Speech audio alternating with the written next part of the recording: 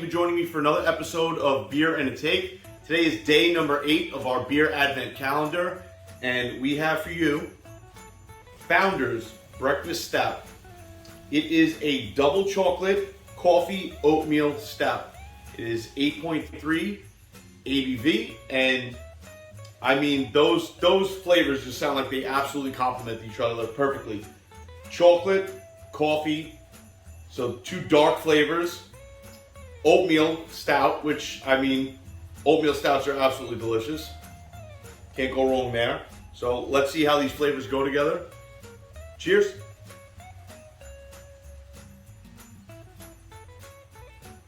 That is very heavy, dark flavors. They come at you all at once, and now it's just processing them, trying to distinguish each, because it's all heavy. It's all very, very heavy on the palate. You get the bitterness of the coffee. It's very distinct. The chocolate up front is like a dark chocolate, like that dark cocoa, not a milk chocolate, not overly sweet, but has that hint of sweetness, but that very dark chocolate that kind of coats your tongue and lasts all the way through. I mean, the oatmeal stout is the typical characteristic. That very heavy but creamy dark beer. That's actually really good. Not too bad on the alcohol. It doesn't, sometimes anything over like 6 or 7%. Sometimes you get that noticeable alcohol flavor. Not very noticeable, not very present. Can't really tell that it's a higher ABV. So I think the one thing that's hitting hard, if you're a black coffee drinker, this is right up there. This would definitely suit your palate because the bitterness from the coffee is a little overbearing. It's kind of drowning out the chocolate note. It's not bad at all, but it's bitter all the way through. It's not terrible, not bad, not disgusting bitter, not nasty by any means.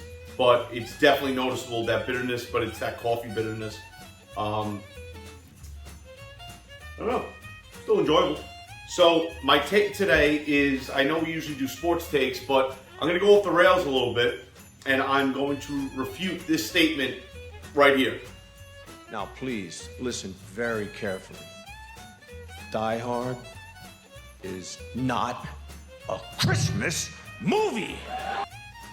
So, I understand it's coming from Bruce Willis's mouth, but I mean, Die Hard isn't a Christmas movie? Got invited to the Christmas party by mistake. Who knew? What is wrong with people? I mean, I don't know about anybody else, but in my house, it's not Christmas until Hans Gruber gets thrown off at Nakatomi Plaza.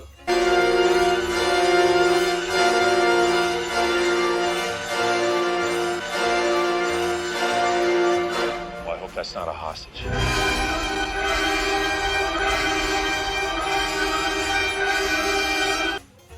That's just how it goes. I mean, the movie starts out with him traveling to California to go to a Christmas party at his wife's office. Decorated, to the nines. Christmas trees, lights, everything everywhere. It snows in the movie. I mean, of course you have murder and killing and a little drug use, a little sex in the office Christmas party. I mean, how does that not say Christmas, I think it does, but we get into this argument every year, and I love having this debate. Die Hard is in my top 5 Christmas movies.